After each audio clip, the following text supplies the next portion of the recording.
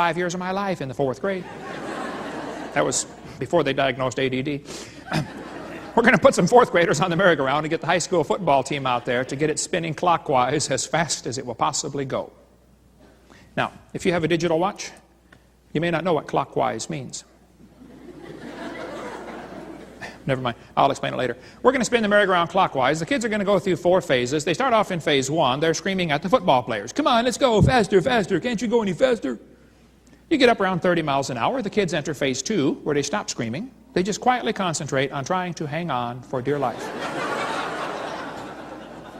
You get up around 60 miles an hour. The kids enter phase 3, where they start screaming again. But now they're screaming, stop, stop, please slow down. Don't stop, though. Keep going faster and faster. When you get to about 100 miles an hour, the kids enter phase 4. That's where they begin to fly off the merry-go-round. Now, if you watch this carefully, if the kids fly off the merry-go-round, and the merry-go-round is going clockwise, when the kid flies off, the kid will be spinning clockwise until he encounters resistance, like a tree or telephone pole. That's because of a law in physics known as the conservation of angular momentum. You see, if a spinning object breaks apart in a frictionless environment, which is what the Big Bang would have been, all the matter in one spot, no friction, the pieces that fly off are going to spin the same direction as the original object because the outside is moving faster than the inside.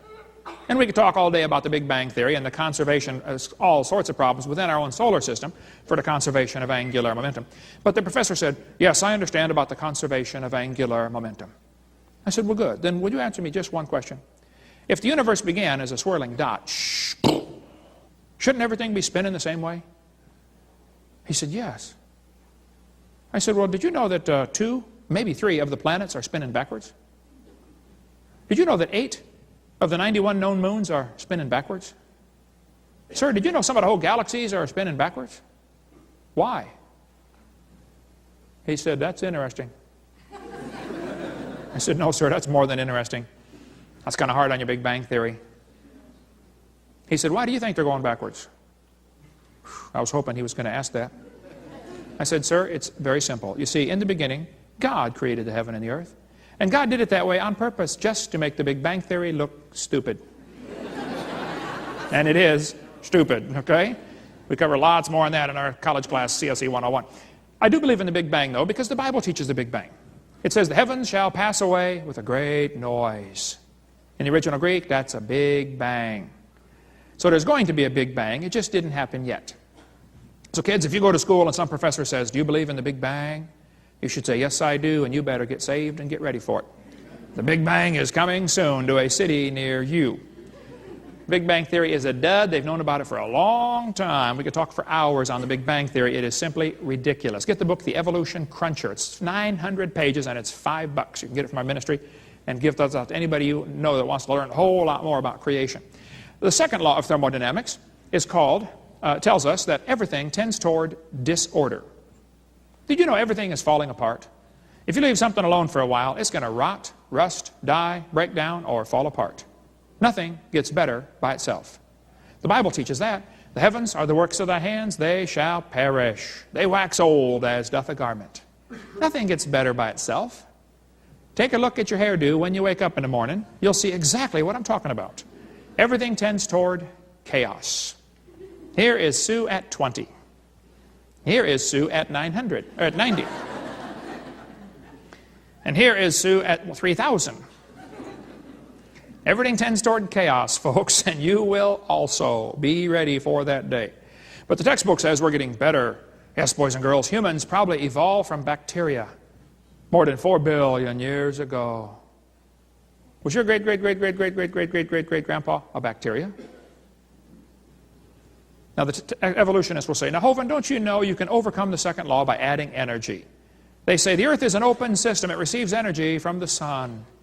Oh, and that's supposed to fix the problem, huh? Well, you got several real serious problems there, sir. First of all, the universe is a closed system by definition, not receiving any more energy. Secondly, adding energy is destructive unless there's something there to utilize the energy, an intelligent force. The Japanese added a whole bunch of energy to Pearl Harbor one day, didn't they? They didn't organize a thing for us, did they? We returned the favor and added some energy to a few of their cities a couple years later, didn't we? Didn't organize a thing. We've been adding energy to cities all over the world ever since, folks. It hadn't organized a thing. See, adding energy is destructive unless there's something to use the energy. The sun adds energy to your roof all day long, and it'll destroy the roof on your house, not build it. The sun will actually destroy your entire house if you don't keep fixing things. The sun will destroy the roof on your car, not build it. It'll destroy the paint job, not build it. There's only actually one thing that can use the sun's energy, and that is chlorophyll. And chlorophyll is a highly designed, complex molecule that uses the sun's energy. So when these evolutionists say the sun adds energy and that somehow overcomes the second law, they're either dreaming or they're lying to you. It does not overcome the second law of thermodynamics. This textbook shows the kids a fossil starfish. And it says, boys and girls, 3.4 billion years old. The remains of the early ancestors of modern human beings. Was your great-great-great-great-great-great-great-great-grandpa a starfish? I bet he could pick oranges like crazy. All right, now please do not laugh at this next picture. This will be a picture of my brother when he first wakes up in the morning after his first cup of coffee, which apparently was a little too strong. By the way, kids, we have to warn this next generation. Listen carefully. Kids, do not drink coffee. Because if you drink coffee when you're young, when you get married, your babies will be born naked and illiterate. Don't drink that stuff. Okay. This will be my brother on the left. Now here he is right there. Please don't laugh. Right there. Notice what the textbook says. Boys and girls, 30 million years ago. Kids, let me translate that for you.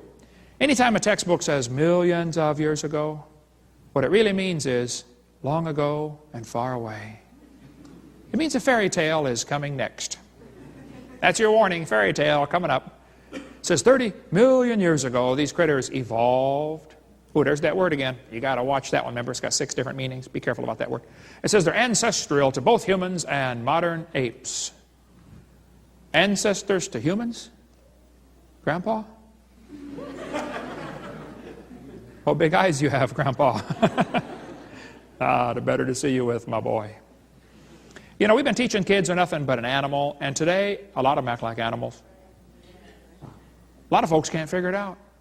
Barbara Reynolds figured it out. She's a journalist. She said, your kids go ape in school? Here's why. He's being taught evolution. Guess what, Johnny? You're an animal and share a common heritage with earthworms. You mean I'm just an animal? Okay. I don't even know what kind that one is. That's a porcupine. Mm-hmm. Hey, let me ask you a question.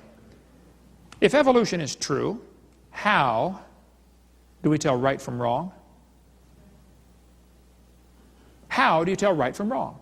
If we were going to make a list of things to discuss, abortion, premarital sex, extramarital sex, theft, murder, pick any topic, any moral issue, and before you decide what's right and wrong, you have to decide how you decide. Do you decide right and wrong based upon majority opinion? Do you decide right and wrong based upon what Congress thinks is right or wrong? Is there an absolute standard someplace? How do we tell right from wrong? Or does that change every generation with every new leader we get? Where's the standard? Have you noticed the rock music these days is so full of death and blood and destruction? Well, the Bible says all they that hate me love death. How do you tell right from wrong? If evolution is true, there is no way to tell. One professor I debated said, there are no absolutes. I said, really? Are you absolutely sure? Well, wait a minute. How can I be absolutely sure there's no absolutes? Yes, there are absolutes, folks. Thus saith the Lord. That's absolute. And the Lord said, ye shall not make any cuttings in your flesh, nor print any marks upon you. Some people apparently don't know, or they don't care, what God's Word says. How'd you like to marry that? Whatever it is. Now, the problem in America today, and in the world today, is we've lost our standard. We have no way of determining right from wrong. Get a bunch of carpenters together to build a building, but nobody can have the same ruler. Everybody gets a ruler that has a different standard. To one guy, this is an inch. The next guy, this is an inch. How's your building going to come out? Good luck. You have to have standards. We have a National Bureau of Standards to protect the standard meter, you know, the standard kilogram, the standard pound. You have to have standards. The problem is, in our morals in America, we no longer have any standards. We've thrown out the Bible and said, oh, well, if it feels good, do it. Well, look what you're going to get in your schools. We could spend hours talking about the loss of standards. We get into more of that on videotape number 5 about the effects of this evolution teaching. Teachers don't seem to understand it's perfectly fine for you to teach creation science in public schools. There's never been a law against teaching creation in public schools. 2 states, Arkansas and Louisiana, passed laws requiring that creation be taught. Now that's different. They required the teachers to teach creation, and the court struck both of those laws down. And then the ACLU, the American Communist Lawyers Union, said, see, you can't teach creation. That's not what the court said. The court said you cannot require that creation be taught. Even Stephen Gould said, no statute exists in any state to bar instruction in creation science. It could be taught before and it can be taught now.